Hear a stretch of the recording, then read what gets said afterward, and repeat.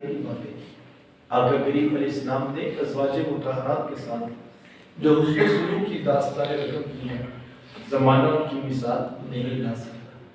کسی کو میرے حضور امیرہ کہہ کے پکارتے ہیں، کسی کے لیے بکری کا بچہ ذبح کرتے ہیں اور گوشت کے مختلف ٹکڑے ان کی سہیلیوں کی ہم بیچتے ہیں۔ حضور کثرت کے ساتھ حضرت خدیجہ کبریٰ رضی اللہ تعالیٰ عنہا کا ذکر کیا کرتے تھے۔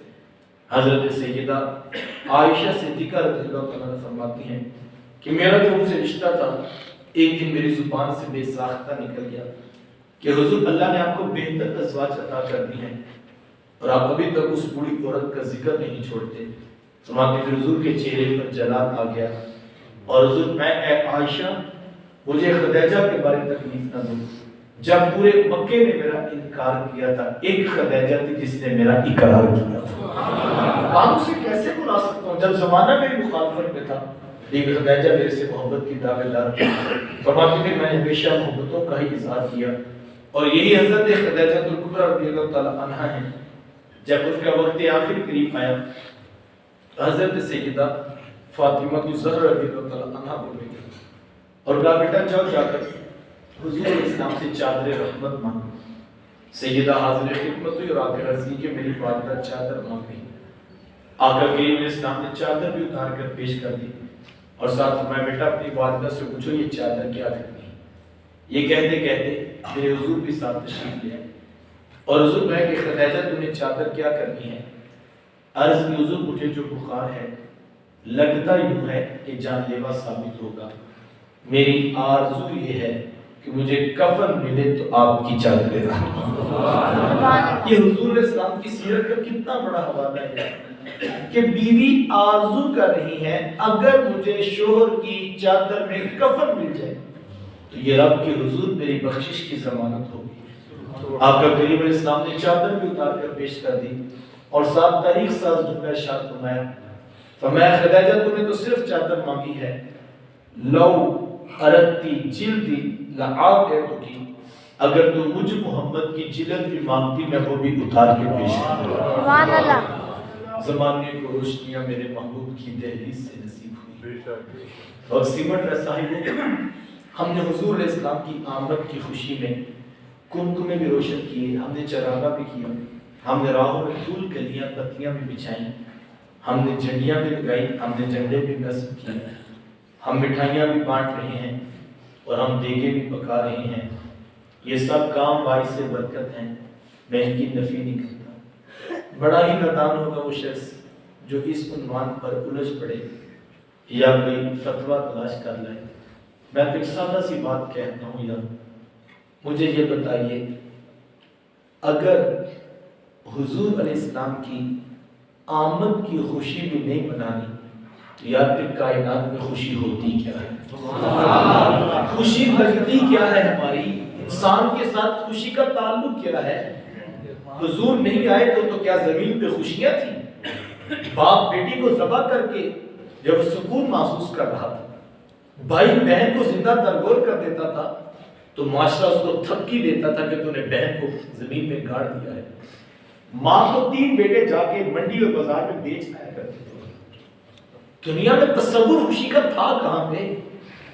جس دور میں غلام کو آقا کوڑے اس بات پہ لگاتا تھا کہ تو میرے جوتے کو بغیر اجازت کے ہاتھ کیوں لگایا، خوشی کا تصور تھا کہاں پہ؟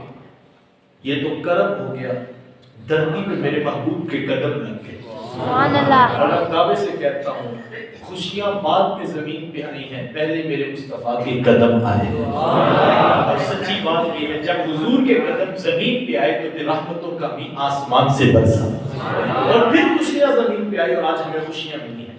میں یہ بھی آیا تو بار بار کے لوگ جو گاڑیاں جا رہی تھی تو میں نے ساتھ میرے دوست سے پوچھا کہ ادھر کیا ہے؟ کہنے لگا خوشی ہے، شادی ہے۔ تو یہ بیٹے کی شادی کی خوشی کہاں سے ملی ہے؟ یہ صدقہ ہے آمینہ کے لال کے قدم۔ سبحان اللہ۔ یہ وہ آئے تو خوشی آئی، اور اگر ان کی آمد کی خوشی کسی کو خوشی محسوس نہیں ہوتی ہے تو اس کو بھی سوچنا چاہیے کہ اس کے سینے میں دل ہے یا کہ پتھر ہے۔ خوشیاں تو محبوب کے قدموں سے ہیں۔ سبحان اللہ۔ اور باقی رہ گئی بات یہ استقبال، یہ محبتوں کا عنوان، تو میں یہ بھی ایک سادہ سی بات کرتا ہوں کہ یہ ابھی ہمارے آئے ہیں، ہم آئے تو ہمارے مالک صاحب اللہ ان کی محبت سلامت رکھے، انہوں نے سامنے کھڑے کر کے ہمیں جب پھولوں پتیوں کے ساتھ اور کافی دیر سے انتظار کر رہے تھے، ہمارے بزرگ جو ہے وہ ہمیں پھول اور ہار پیش کر کے استقبال کر رہے تھے، تو میرا بھی خیال کہ انہوں نے پہلے کسی مفتی صاحب سے فتویٰ لیا ہوگا کہ کل عبداللہ بھائی آئے تو کیا ہم پھول پھینک سکتے ہیں؟ میرا نہیں خیال انہوں نے پہلے فتویٰ لیا ہو، اور اگر انہوں نے فتویٰ لیا نہیں ہے تو میں یقین سے کہہ سکتا ہوں کل ان پر کوئی فتویٰ لگے گا۔ کیوں؟ استقبال تو انہوں نے کیا، تو فتویٰ کیوں نہیں لگے گا؟ اس لیے انسانوں کی بستی کا اصول یہ ہے کہ جب کوئی شخص آتا ہے تو لوگ آنے والے کا استقبال کیا کرتے ہیں۔ مثلاً تو مثلاً حضور والا اس عنوان پر کسی مذہب کا بھی اختلاف نہیں، یہودیت، عیسائیت، سکھزم، ہندوازم، کسی مذہب سے آپ پوچھیں، تمام مذاہب اس بات پر متفق ہیں کہ آنے والوں کا استقبال کرنا چاہیے۔ اور اگر اس سے بھی آگے کی بات کروں، جن کے پاس مذہب نام کی بھی چیز نہیں، انہوں نے الگ سے مورل ویلیوز کا اخلاقی ضابطے لکھے ہیں کہ اگر کوئی شخص آئے تو یہ حق ہے کہ اس کا استقبال کیا جائے۔ انسانوں کی بستی ہو سے ہی، انسان رہتے ہو سے ہی، اصول یہ ہے کہ جب کوئی شخص آتا ہے لوگ آنے والے کا استقبال کیا کرتے ہیں۔ ایک جملہ کہوں گا اور آپ کی بھرپور توجہ چاہوں گا، اور میرا خیال ہے شاید کہ اس ایک جملے کے اگر سمجھ آ جائے تو شاید یہ جملہ آپ کو کئی مناظروں، کئی کتابوں کا سفر طے کروا سکے۔ کیا خیال ہے یار، کوئی آئے تو استقبال کرنا چاہیے، آمینہ کا لال آئے تو استقبال نہیں کرنا چاہیے؟ جلنا بنتا ہی نہیں تھا۔ یہ تو پتہ نہیں کس نے اختلاف کی، ظلم کی کائنات لا کے امت پہ دے ماری۔ جس نام پہ امت نے جڑنا تھا، جس نام سے امت کو سکون ملنا تھا، جس نام سے خوشیاں نصیب ہونی تھی، جس نام پہ امت میں اتحاد آنا تھا، ہم نے اس نام پہ بھی جھگڑے شروع کر دیے، ہم نے اس نام پہ بھی اختلاف کھڑا کر دیا۔ میں یہ ساتھ، اور میں ایک اور بات بھی کہتا ہوں، ہم نے، آپ پوچھ لیجئے گا، میری تو یہ چند دن قبل ان سے ملاقات ہوئی ہے، تو ہم نے کوئی فون کر کے نہیں کہا تھا کہ آپ ہمارا استقبال بھائی کھڑے ہو کے کریں گے، ہم نے کوئی ریٹن دلائل کا فتویٰ نہیں بھیجا تھا کہ یہ ضروری ہوتا ہے یہ کریں گے، کوئی کتابوں کا حوالہ نہیں بھیجا تھا، لیکن انہوں نے تو استقبال کیا۔ آپ تو محبتیں نہیں باہر کھڑے تھے، نہ کوئی حوالہ تھا، نہ کوئی کتاب تھی، نہ کوئی دلیل آپ کے پاس، لیکن آپ کھڑے تھے۔ کیوں؟ میں تو آپ میں سے کسی کا نام نہیں جانتا سوائے کہ ملک صاحب کے، تو میں تو کسی کا نام نہیں جانتا، لیکن آپ سب لوگ باہر کھڑے تھے۔ کیوں؟ نہ دلیل پاس تھی، نہ فتویٰ تھا، نہ کوئی حوالہ تھا کتاب کا، لیکن آپ کھڑے کیوں تھے؟ کیونکہ آپ کو پتا تھا کہ استقبال کے لیے دلیل، حوالہ یا کتاب کی ضرورت نہیں ہوتی، دل میں پیار ہو تو جی کرتا ہے آنے والوں کا استقبال کیا جائے۔ تو آپ دعا کیجئے، جس کو فتوے کی ضرورت ہے اللہ اس کے دل میں بھی پیار جگا دے، پھر اس کا جی کرے گا جھنڈیاں بھی ہوں، کمکمے بھی ہوں، روشنیاں بھی ہوں، مٹھائیاں بھی ہوں، دیگے بھی ہوں، اور محبوب کی آمد ہے، جشن ہے، درود شریف کے زمزمے بھی ہوں، نعت کا نغمہ بھی چھیڑا جائے۔ یہ تو محبت کی بات ہے، یہ جھگڑنے والی بات نہیں ہے۔ اور میں ایک اور بات بھی کہتا ہوں یار، مجھے بتائیں یہ کاغذ کی جھنڈیاں بھی بنا کوئی ان کا استقبال کرے گی؟ آپ کون رہا ہے حضور والا؟ جلوہ فراز کون ہو رہے ہیں؟ تشریف آوری کن کی ہے؟ وہ جن کے پیچھے سارے نبی ہاتھ باندھ کے کھڑے ہو جائیں گے، وہ جو سیر کرنے کو بھی آتے ہیں تو رب کا عرش بھی دیکھ کے آیا کرتے ہیں۔ تشریف آوری ان کی ہے، تو یہ کاغذ کی جھنڈیاں بھی بنا کوئی استقبال؟ یہ تو ہم کمزور لوگ ہیں، ہم کر کچھ نہیں سکتے ہیں، تو یہ تو اپنی محبت کا اظہار کرتے ہیں جھنڈیاں لگا کر، ورنہ یہ کاغذ کی جھنڈیاں کیا ہے صاحب؟ یہاں پر تو کاغذ کی جھنڈیوں کا مسئلہ بنا ہوا ہے۔ میں کہتا ہوں ہمارا تو بس نہیں چلتا، ورنہ دل کاٹ کے محبوب کی راہوں میں ڈالا۔ یہ کاغذ کی جھنڈیاں کیا ہوتی ہیں یار؟ اسی لیے تمہارے بزرگوں نے کہا تھا کرو تیرے نام پہ جاں فدا، نہ بس ایک جاں دو جہاں فدا، دو جہاں سے بھی نہیں جی برا، کروں کیا کروڑوں جہاں نہیں ہے، ورنہ کروڑوں جہاں بھی محبوب کے قدموں پہ بھرے جائیں تو پھر بھی استقبال کی خوشی کا جو ہے وہ لمحہ نکلتا نہیں ہے۔ اور میں کہتا ہوں ہم نے کیا استقبال کرنا ہے یار، اور ہمارا یہ کاغذ کی جھنڈیوں میں یہ تو صرف اپنی محبت کا اظہار ہے، ورنہ استقبال تو اس دن ہو رہا تھا جب میرے حضور اس کائنات میں جلوہ فراز ہوئے، اتنی روشنیاں، اتنے چراغ، اتنے اجالے برسے کہ حضرت آمینہ سلام اللہ علیہ فرماتی ہیں میں بیٹھی تو مکے میں تھی، میں نے شام کے محلات بھی دیکھ لیے۔ استقبال تو اس دن ہو رہا تھا کہ جب شرق کے جانور غرب کی طرف، غرب کے جانور شرق کی طرف دوڑ لگا رہے تھے اور ایک دوسرے سے ملاقات کر کے کہہ رہے تھے مبارک ہو آمینہ کے گھر مصطفیٰ تشریف لے آئے۔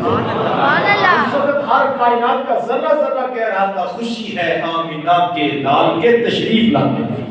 اسی بات کو ذکر ہوتا یار، بت جو ہے وہ اوندے بت قدوں میں گرے ہوئے تھے اور وہ اپنی زبان حال سے بتا رہے تھے لوگوں آج کے بعد قبضہ زمین پہ محمد کا ہے۔ اس دن ہو رہا تھا، روشنیاں تو اس دن تھی اور یا پھر ایک اور استقبال ہے، اللہ اکبر، انتظار میں ہے پوری کائنات، پوری کائنات ان کے استقبال میں پھر لا کے کھڑی کی جائے۔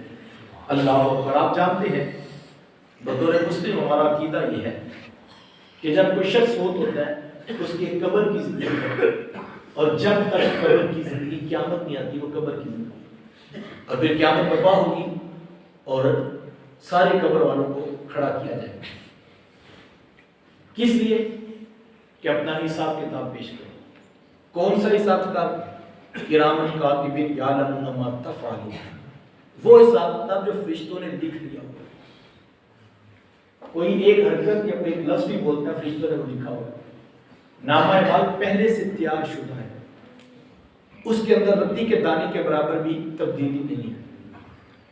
جب رزلٹ تیار ہے، حضرت آدم علیہ السلام کے پہلے امتی سے لے کر حضور علیہ السلام کے آخری امتی تک سب لوگ قبروں میں جائیں گے۔ پہلا شخص اس کا نامہ اعمال تیار ہے، فیصلہ ہو چکا اس کو جنت ملے گی یا جہنم، اس کا رزلٹ اس کے پاس ہے، لکھا ہوا محفوظ ہے۔ تو یار مالک، ذہن میں سوال آتا ہے کہ جب سب کچھ لکھا ہوا ہے تو اس کو کیوں انتظار کرایا جا رہا ہے؟ اگر اس کی جنت حصے میں آتی اس کو جنت دے دی جائے، اس کو جہنم میں ڈالنا تو اس کو فیصلہ کر دیا۔ لیکن پہلا شخص ابھی تک انتظار میں ہے اور قیامت تک آنے والا شخص بھی انتظار کرے گا۔ کس چیز کا انتظار؟ فیصلے تو سارے لکھے ہوئے، کہا انتظار اس بات کا ہے پوری انسانیت محشر کے میدان میں لا کر کھڑی کی جائے گی۔ حضرت آدم علیہ السلام کی پہلی امتی سے لے کر حضرت عیسیٰ علیہ السلام کے آخری امتی تک، اور پھر حضرت نبی رحمت کے پہلے امتی سے لے کر ان کے آخری امتی تک لاکھوں کروڑوں اربوں کھربوں انسان محشر کے میدان میں کھڑے ہوں گے۔ 1.25 لاکھ کے قریب انبیاء اور رسل اپنی شان کے مطابق جلوہ فراز ہوں گے۔ رب عرش کا رحمان اپنی شان کے مطابق جلوہ فراز ہوگا۔ انتظار کس کا ہو رہا ہوگا؟ اللہ اکبر۔ حضور فرماتے اس دن رب سے کوئی بات نہیں کرے گا، رب سے سب سے پہلے بات میں محمد کروں گا۔ اس دن انتظار ہو رہا ہوگا۔ میرے امام بولے فقط اتنا سبب ہے انعقاد بزم محشر، فقط اتنا سبب ہے انعقاد بزم محشر کا، ان کی شان محبوبی دکھائی جانے والی ہے۔ ہر کوئی کسی کے پاس جائے گا، کہا گا اذهبوا الی غیر، کسی اور کے پاس جو آج ہم رب سے بات نہیں کر سکتے۔ کھربوں انسان تمام انبیاء کے پاس ہونے کے بعد میرے حضور کے پاس آئیں گے اور حضور فرمائیں گے میں محمد تمہارا ہی انتظار کر رہا ہوں، آنا رہا میں تمہارے لیے ہوں۔ اور پھر حضور اپنا مبارک سر مالک کی دہلیز پہ رکھیں گے اور پھر ایک پیاری آواز آئے گی ارفع راسک یا احمد، پیارے احمد سر انور اٹھائیے، آپ جو مانگیں گے آپ کو عطا کیا جائے گا۔ تو استقبال تو اس دن ہوگا، اللہ اور وہ استقبال دیکھنے والا ہوگا جب وہ کالی کنگھی اوڑھ کے آ جائیں گے، محشر کا سارا نقشہ بدل جائے گا۔ اللہ اکبر۔ تو یہ محبتوں کا استقبال ہے۔ لیکن میں ایک بات کر کے مکمل کر دوں، یہ گنگ میں یہ روشنیاں، یہ چراغاں، یہ پھول، یہ کلیاں، یہ مٹھائیاں، یہ دیکھیں، یہ سب کام باعث برکت ہے، ان کی نفی نہیں۔ لیکن یہ یاد رہے یہ باعث برکت ہے لیکن یہ آغاز سفر ہے، یہ منزل نہیں ہے۔ یہاں سے جو بات شروع ہوتی ہے کہ حضور تشریف فرما ہوئے، منزل محبوب کی ذات ہے، منزل ان کی سیرت ہے، منزل ان کا کردار ہے، منزل ان کا اسوہ نور ہے۔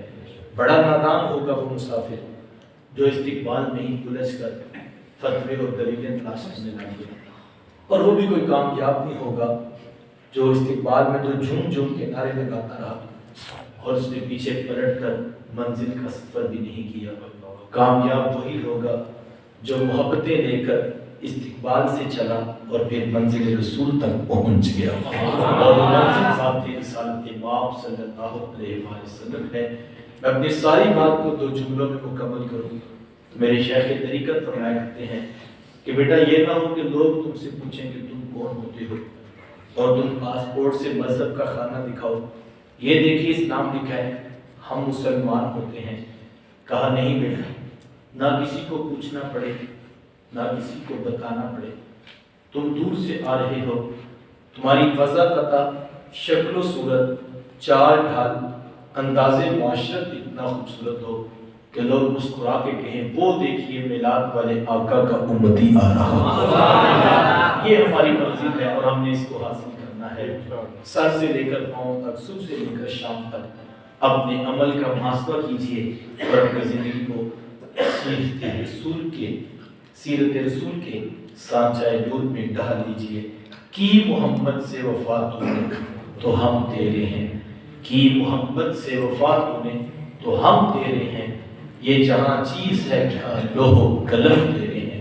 تو ان کے بن کر دکھا، اور اب قرآن فرماتا ہے وَأَنْتُمُ الْأَعْلَمُ إِن كُنتُم مُؤْمِنِينَ، تم ہی کامیاب ہو، تم ہی بامراد ہو، تمہارے ہی سروں پہ عزتوں کے تاج رکھیں گے، لیکن شرط ہماری ہے ان کنتم مؤمنین، اگر تم محمد عربی کے سچے غلام ہو، تم ان کی غلامی اختیار کرو، دنیا کے کائنات کے تخت و تاج تمہارے قدموں میں آ جائیں گے، لیکن اگر تم ان سے بیگانہ ہو تو تمہارا رشتہ رب سے بن نہیں پایا ہے۔ آئیے اپنے حصے کی شمع روشن کیجیے، اور یہ صرف 1 سال کے بعد کا میلاد نہیں، اپنے محبوب کے ذکر سے اپنی زندگی کا لمحہ لمحہ مزین کیجیے۔ اللہ تعالیٰ میرے ٹوٹے لفظوں میں، میرے بکھرے جملوں میں گنبد خضرا کی مکین کی برکات ڈال کر کسی کے من میں چراغا کر دے۔ اندازے میں اگرچہ بہت شوق نہیں تھا، کاش کہ تیرے دل میں اتر جائے میری بات۔ وآخر دعوایا ان الحمدللہ۔